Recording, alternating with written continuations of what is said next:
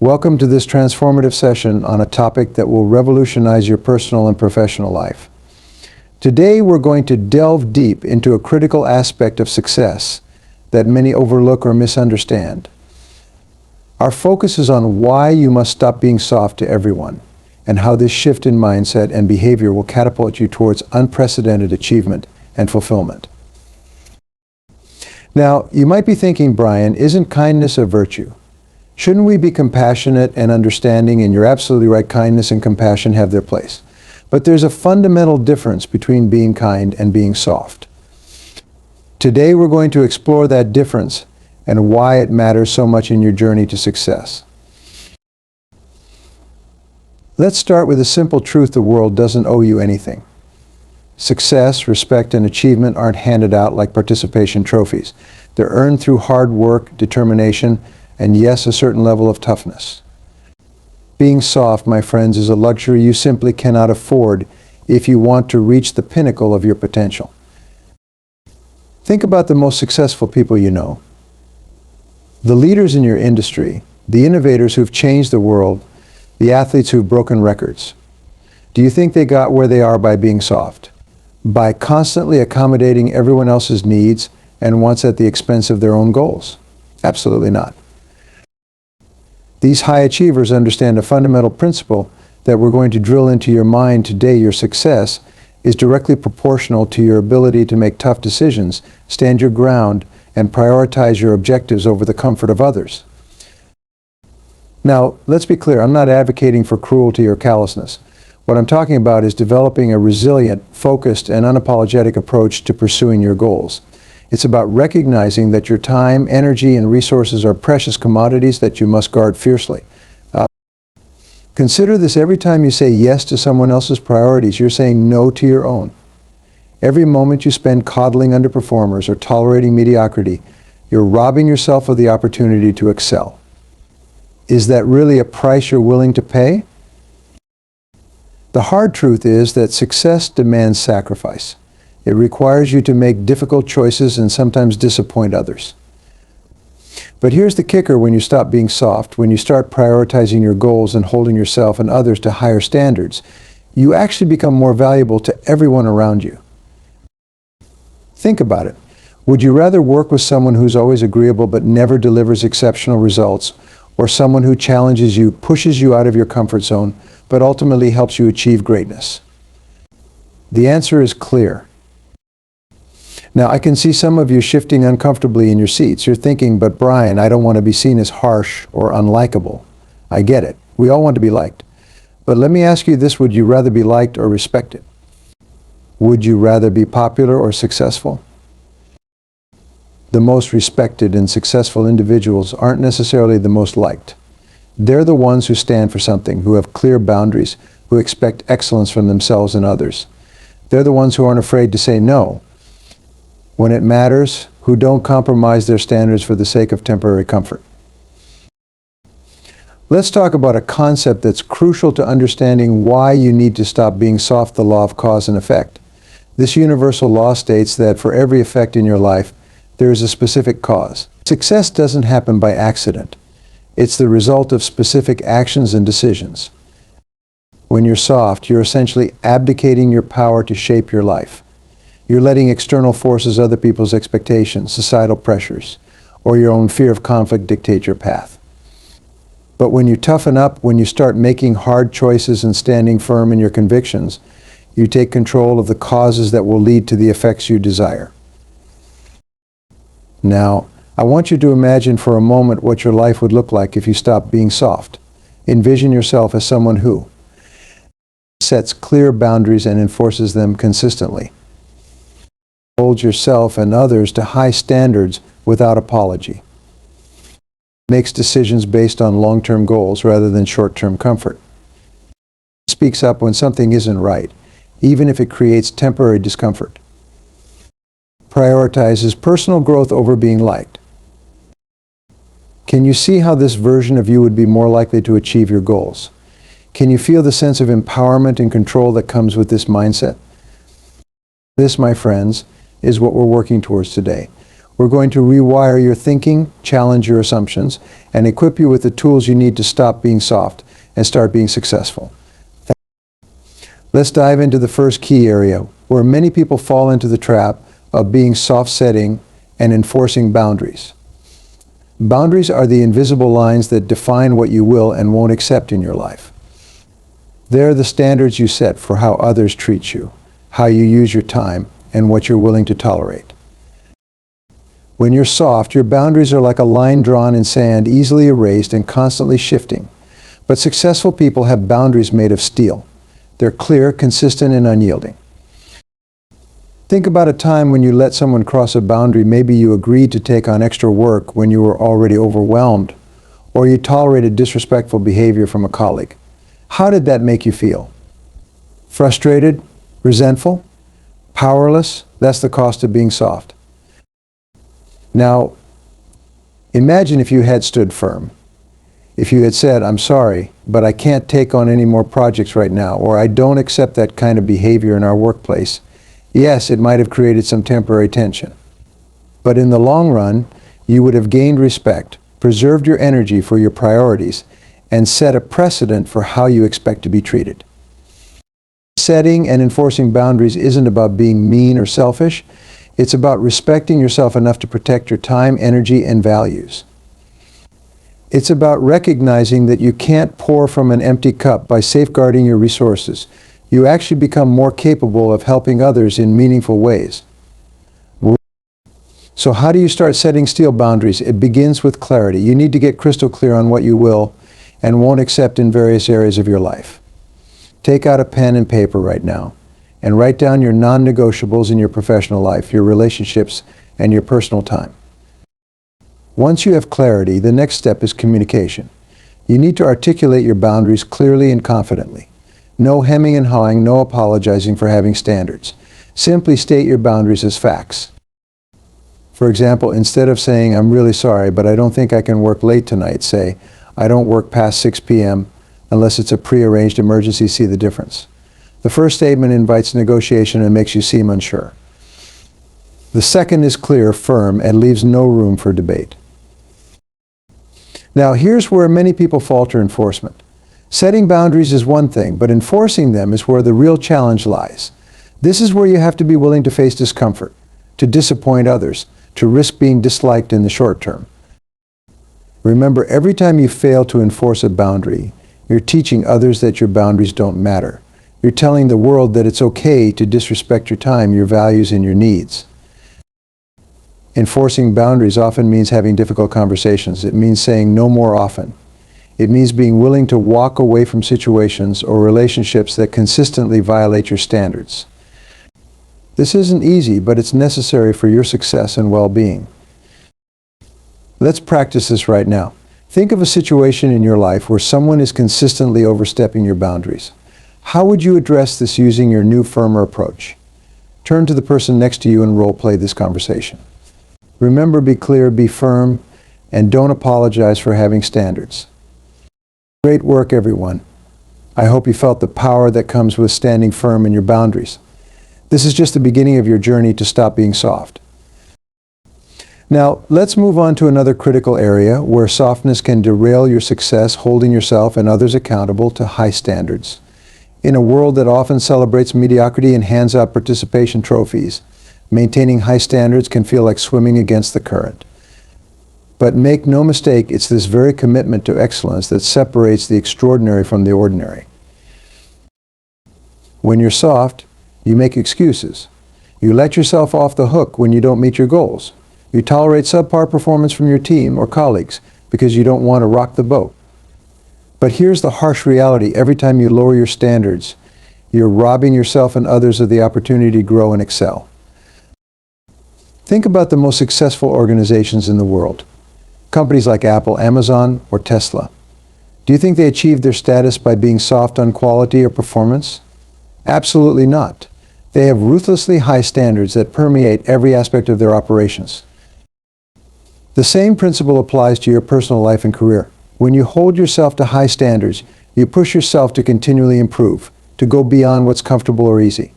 When you hold others to high standards, You create an environment of excellence that elevates everyone involved. Now, I can hear some of you thinking, but Brian, isn't it demotivating to always be pushing for more? Won't people burn out? That's a valid concern. But here's the truth: human beings are naturally driven to grow and improve. We find deep satisfaction in overcoming challenges and achieving what we once thought was impossible. The key is to set standards that are high, but attainable with effort. You want to create what psychologists call optimal anxiety, a level of challenge that pushes you out of your comfort zone, but doesn't overwhelm you completely. So how do you start raising your standards? It begins with self-reflection. Take a moment right now to think about the different areas of your life, your career, your health, your relationships, your personal growth. On a scale of 1 to 10, how would you rate your current performance in each area? Now ask yourself, what would it take to raise each score by just 1 point? This exercise isn't about beating yourself up for where you are. It's about recognizing that there's always room for improvement, always another level to reach for. It's about adopting a growth mindset that sees challenges as opportunities to learn and grow. Once you've identified areas for improvement, the next step is to set clear, specific goals. Vague aspirations like "do better at work" won't cut it. You need concrete, measurable objectives. For example, increase my sales by 20% this quarter, or read 1 book on leadership every month. Now, here's where many people go wrong. They set these goals and then promptly forget about them. But if you're serious about raising your standards, you need to review your goals regularly and track your progress. I recommend doing a weekly review where you assess your performance, celebrate your wins, and course correct where necessary. Remember, raising your standards isn't just about working harder. It's about working smarter, being more disciplined, and constantly looking for ways to improve your skills and knowledge. It's about becoming the best version of yourself. But what about holding others to high standards? This is where many leaders and managers falter. They're afraid of being seen as too demanding or of damaging relationships. But here's the truth: by holding others to high standards, you're actually doing them a favor. You're helping them grow, pushing them to reach their full potential. The key is to combine high standards with high support. Don't just demand excellence, provide the resources, guidance, and feedback necessary for people to achieve it. Be clear about your expectations, but also be clear about your belief in their ability to meet those expectations. When someone falls short, don't make excuses for them or lower the bar. Instead, have a frank conversation about what went wrong and how they can improve. Offer constructive feedback and, if necessary, additional training or support. But make it clear that the standard remains high. This approach might feel uncomfortable at first, especially if you're used to being the nice boss or colleague. But remember, true kindness isn't about making people feel comfortable in the short term. It's about helping them grow and achieve their potential in the long term. Let's do another exercise. Think about a situation where you've been too soft on yourself or others. How could you raise the standards in that situation? What specific actions could you take to communicate and enforce these higher standards? Take a moment to jot down your thoughts. Excellent. By raising your standards and holding firm to them, you're already on your way to stopping the cycle of softness that's been holding you back.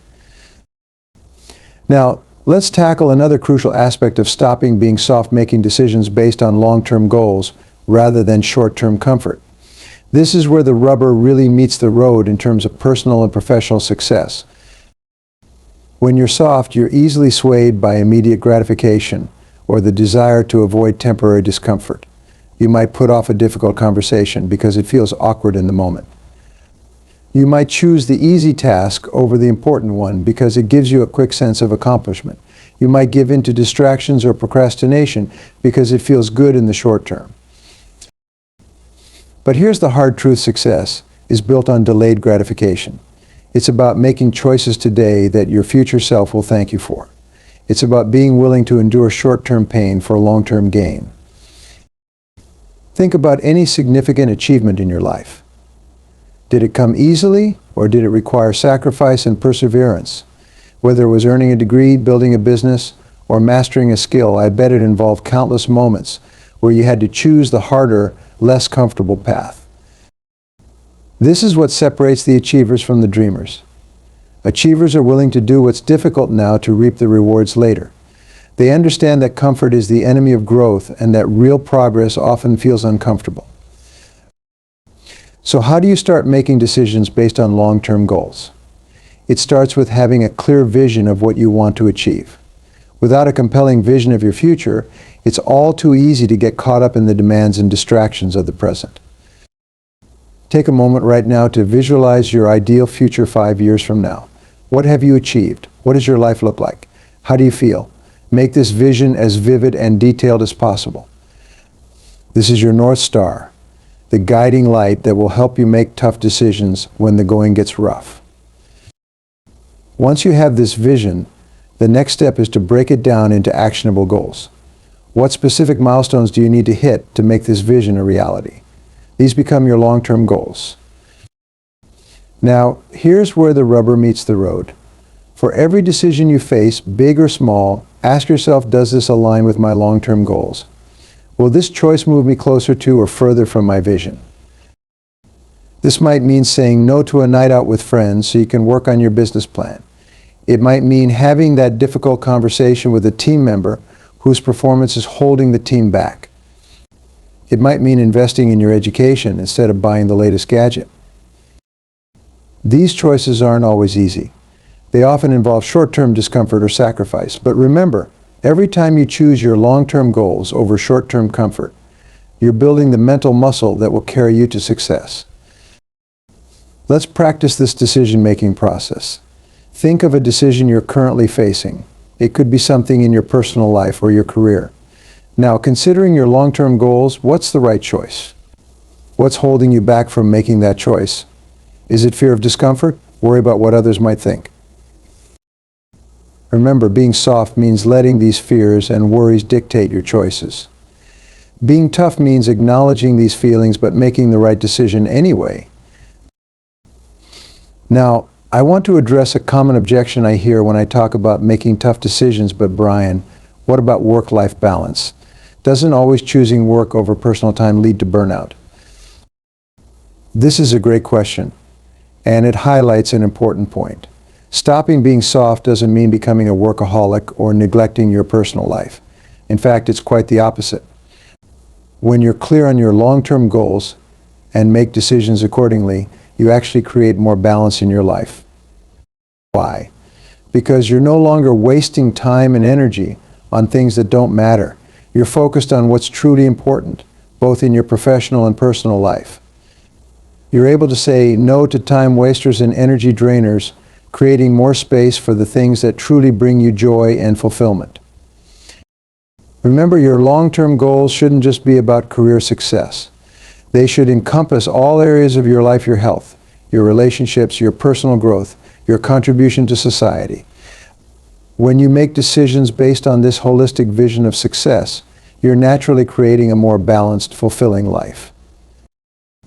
The key is to be intentional about how you use your time and energy. Instead of passively reacting to whatever demands come your way, you're proactively choosing where to focus based on your long-term goals. This might mean scheduling dedicated family time and treating it with the same importance as a business meeting. It might mean saying no to a project that doesn't align with your career goals, even if it comes with a big paycheck. It might mean waking up an hour earlier to work on your personal development before the demands of the day kick in. These choices require discipline and sometimes involve short-term sacrifices, but they lead to a life of purpose, achievement, and yes, balance. Because true balance isn't about dividing your time equally among all possible activities. It's about focusing your time and energy on what truly matters to you. Let's do another exercise. Take a moment to review your typical week. Where are you spending time on activities that don't align with your long-term goals? Where could you make tougher choices to create more space for what truly matters? Jot down 3 specific changes you could make this week to align your daily actions more closely with your long-term vision. Excellent work. By making these tough choices consistently, you're building the foundation for extraordinary success and fulfillment. Now, let's move on to another critical aspect of stopping being soft, speaking up when something isn't right, even if it creates temporary discomfort. This is where many people falter, especially in professional settings. They see problems, they recognize inefficiencies or unethical behavior, but they stay silent to avoid rocking the boat. But here's the truth: your voice is one of your most powerful tools for creating positive change and advancing your career. When you speak up thoughtfully and courageously, you demonstrate leadership, integrity, and commitment to excellence. These are qualities that get noticed and rewarded in any field.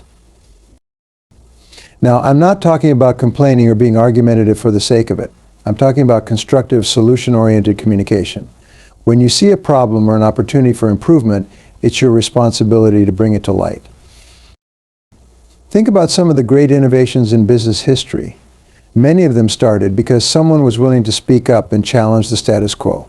They saw a better way of doing things and had the courage to voice their ideas, even when it wasn't popular. But speaking up isn't just about big ideas or major problems. It's also about day-to-day interactions. It's about addressing small issues before they become big ones. It's about giving honest feedback to colleagues or superiors. It's about calling out behavior that doesn't align with your values or the organization's values. I know what some of you are thinking, but Brian, what if speaking up puts my job at risk? What if it damages my relationships? These are valid concerns. But let me ask you this: what's the cost of staying silent? What opportunities might you miss? What problems might escalate because you didn't address them early? Moreover, consider this: organizations and leaders worth working for value employees who speak up constructively. They recognize that diverse perspectives and open communication are crucial for innovation and growth. If you're in an environment where speaking up is consistently punished, that might be a sign that it's time to look for a better opportunity. So how do you start speaking up more effectively? It starts with preparation. Before you raise an issue, do your homework. Gather facts, consider different perspectives, and think through potential solutions. This way, you're not just pointing out problems, you're contributing to solutions. Next, choose the right time and place. If it's a sensitive issue, a private conversation might be more appropriate than bringing it up in a team meeting. If it's a complex topic, scheduling a dedicated discussion might be better than trying to squeeze it into a busy agenda. When you do speak up, be clear, concise, and respectful. Start by acknowledging the current situation and why it matters. Then, clearly articulate the issue or opportunity you've identified. Finally, offer your thoughts on potential next steps or solutions. For example, instead of saying, "This project is a mess and nobody knows what they're doing," you might say, "I've noticed that there's some confusion about roles and deadlines in our current project. I'm concerned that this could lead to missed deadlines and duplicated work. I have some ideas for how we could clarify responsibilities and improve our project management project. Could we schedule some time to discuss this?" See the difference? The second approach is constructive, solution-oriented, and invites collaboration rather than creating defensiveness. Remember, speaking up isn't just about what you say, it's also about how you say it. Your tone, body language, and choice of words all matter. Aim for a balance of confidence and openness. Be firm in your convictions, but also be open to other perspectives and ideas. Let's practice this skill right now. Think of a situation in your work or personal life where you've been hesitant to speak up. How could you address this issue constructively? What specific words would you use? Return to the person next to you and role-play this conversation. Remember to be clear, respectful, and solution-oriented. Great job, everyone. By practicing speaking up in a constructive way, you're developing a crucial skill for success and leadership. Now let's address the final key area in our journey to stop being soft, prioritizing personal growth over being liked. This is perhaps the most challenging shift for many people because we're social creatures with a deep-seated need for approval and belonging. But here's the hard truth.